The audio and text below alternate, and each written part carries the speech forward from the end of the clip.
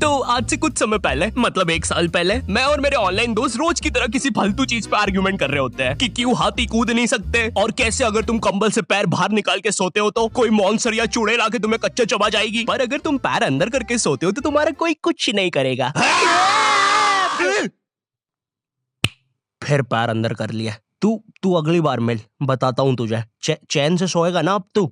ले तेरा light on कर दिया, अब ठंड में बिस्तर से उठना पड़ेगा। ले तेरा पंखा भी ऑन कर दिया अब तो ऐसी किसी बात पे आर्ग्यूमेंट चल रहा होता है, तो उसी बीच न जाने मेरे दिमाग में क्या आता है और मैं बोलता हूँ, तुम लोग अच्छे लोग हो, हमें मिलना चाहिए। ये सुन के भैया सन्नाटा मच गया। हाँ क्या बोला तूने? आयु तुझे पता है ना ऑनलाइन दोस्त कभी मिल नहीं सकते। इनफैक्ट ऑनलाइन दोस्त जैसी तो कोई चीज ही नहीं होती, हम सब तो रोबोट है। आयु तू हमारा दोस्त हो ही नहीं सकता, हम जा रहे हैं। फिर उन लोगों ने एक दूसरे के गले में हाथ डाला और न जाने क्यों गुस्से में डोरेमोन का थीम सॉन्ग गाने लग गए, वो भी तमिल में।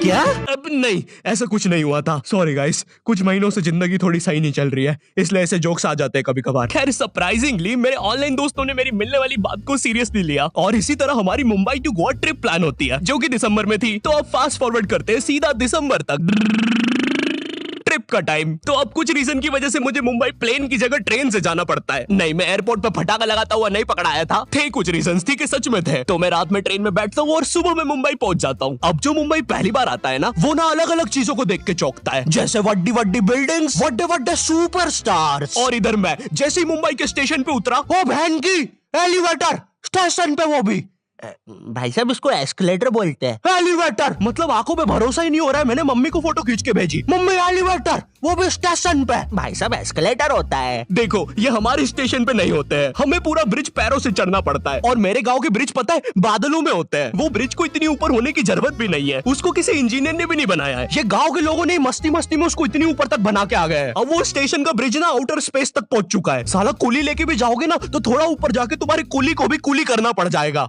भाई साहब कुली करना पड़ेगा। अरे किया तो है तुम्हें? अरे आपको ने मुझे कुली करना पड़ेगा। रुको, कुली।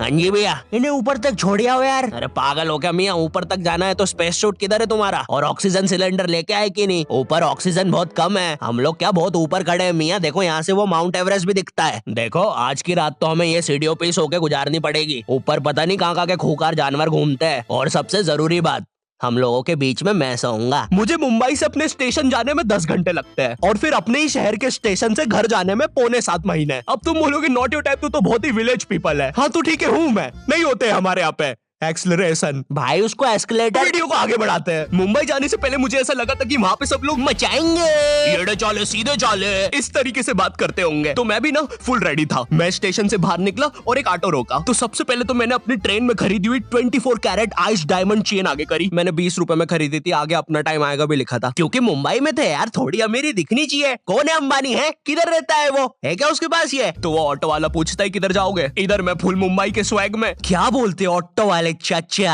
अंधेरी चलोगे क्या? चलो ना, मचाते ना अंधेरी में चल के। अंधेरी में तुम उजाला लेके आओ। ऑटो में क्यों बैठे हो? लैम्बोर्गिनी लाओ। ये अंधेरी में तुम आओ। क्यों चाचा? अरे भाग भाग मादर है, कड़कती धूप में मुजरा दिखा रहे मेरे को। अभी भी ज्यादा दूर नहीं गए, ऑटो से चीप सकता हूँ। हम लोग हमारे मुंबई के अपार्टमेंट आ जाते हैं, वहाँ पर थोड़ा सा रेस्ट करते हैं, क्योंकि स्टेशन से अपार्टमेंट तक तो हम भगते भगते आए थे। वो ऑटो वाला पीछे पड़ा था ना। क्यों पीछे पड़े हो हमारे? जाओ ना। नहीं मजाक कर रहा हूँ। 700 रुपए की टैक्सी करनी पड़ी थी अपार्टमेंट तक। 700 रुपए की। 700 रुपए पता भी है कितने होते हैं? 700 रुपए में पता है तुम मुंबई में क्या क्या कर सकते हो? तुम कर सकते हो 700 रुपए में तुम 700 रुपए में वापस उसी टैक्सी में बैठ के स्टेशन जा सकते हो।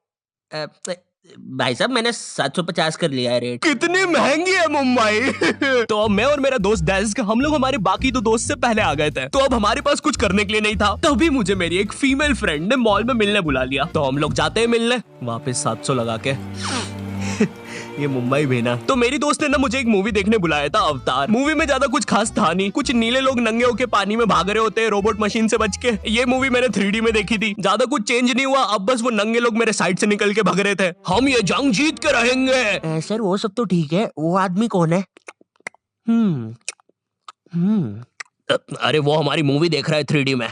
उसे तो मजा ही आ जाएगा जब हम सब नंगे होके उसके सामने से भागेंगे। मेरी बात सुनो सब लोग, हम लोग उसके बहुत पास से भागेंगे लेकिन उसे टच नहीं करेंगे। जिमी मैंने तो अपने हाथ भी गीले कर लिए सूसू से। जैसे ही मैं नंगा होके उसके पास से भागूंगा अपने हाथ उस पे लपलपा दूंगा, छींटों से उसे लगेगा मूवी और रियल है। मेरी जिस फ्रेंड ने मुझे मॉल में बुलाया था उस दिन उसका बर्थडे था और मैं इधर बेशरम बेहया खाली हाथ गया था, बिल्कुल उस लेंडू बच्चे की तरह जो बर्थडे पार्टी में खाली हाथ आ जाता है। फ्री का नमकीन और केक दे दो बस उसे। तो ये बच्चा इधर मैं था। चीजें अभी इधर खत्म नहीं हुई हैं। उस बंदी ने फिर मुझे गिफ्ट दे दिया।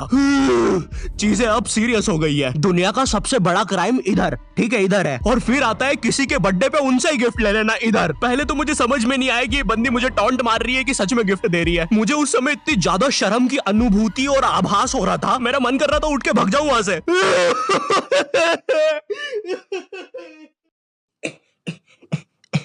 अरे वो बाहर बहुत गर्मी है ना, इसलिए मैंने सोचा स्प्राइट पी लूं आके। और पेरी पेरी फ्राइज भी मेरे फेवरेट है।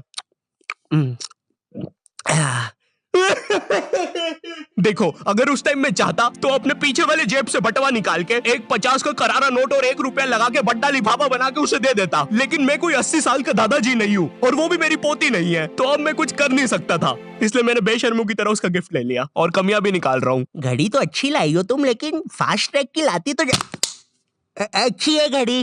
इस ट्रिप पर ना हमारे बहुत ज्यादा पैसे खर्च हो गए थे, इतने कि मैं अपने बेसमेंट वाले बच्चों को खाना तक नहीं खिला पा रहा हूँ। चुप रहो, मैंने कहा ना नहीं मिलेगा खाना। रात तक मेरे बाकी दोस्त भी आ गए थे, तो फिर हमने मुंबई की फेमस जगह, अरे वहीं जहाँ सब लोग जाते हैं घूमने के लिए, वहाँ घूमना स्टार्ट कर दिया। लेकिन जब तुम तुम्हारे दोस्तों के साथ रहते हो तुम्हारे दिमाग में मस्ती रहती है। तो एक मॉल में हमें एक सांड वाला झूला दिखता है। अब उसे देख के एक 21 साल का मैच्योर आदमी क्या करता, पापा बहुत बीमार है, बहन की भी शादी करवानी है, मुझे लगता है सांडू मैं तुम पे घूमी घूमी करने के लिए थोड़ा बड़ा हो चुका हूँ। लेकिन मेरे 21 साल के दोस्त ने क्या किया, घूमी घूमी। अब यहाँ एक सांड को दूसरे सांड पे चढ़ता हुआ देख हमें भी मस्ती छूटी। हम भी भाग के वो झूले के पास, भैया और तेज चलाओ, भैया और तेज, भैया और चलाओ तेज। मैं मुंबई में एंग्री प्रास से भी मिला था, उन्होंने मुझे अपनी बिल्ली से खेलने दिया था और अपना मास्क भी पहनने दिया था। अच्छा चलो मास्क मैंने बिना पूछे पहन लिया था, कैमरा फुटेज में तो आ ही गया हूँ मैं वहाँ पर अपने मैनेजर सौरभ भैया से भी मिला था। हम लोग मुंबई में लास्ट में जुहू बीच पर गए थे, वहाँ पर सब कुछ बढ़िया था, ठंडी ठंडी हवाएं चल रही थी, सब कुछ बढ़िया था। लेकिन फिर आसमान में कहीं से उड़ने वाली बंदर प्रजाति छा गई। ये बंदर प्रजाति फुग्गे की बनी थी। मेरा नाम है बुबली बंदर, मैं इंसानियत पे कब्जा करने आया हूँ, तो चुपचाप अपने घुटने।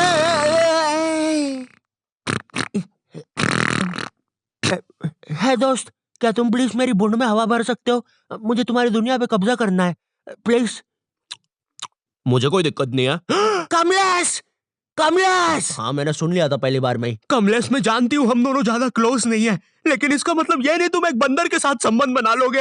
मैं जा रही हूँ। कमलेश जाने दो उसे, मैं तुम्हें उससे भी ज्यादा चीजें दे सकता हूँ।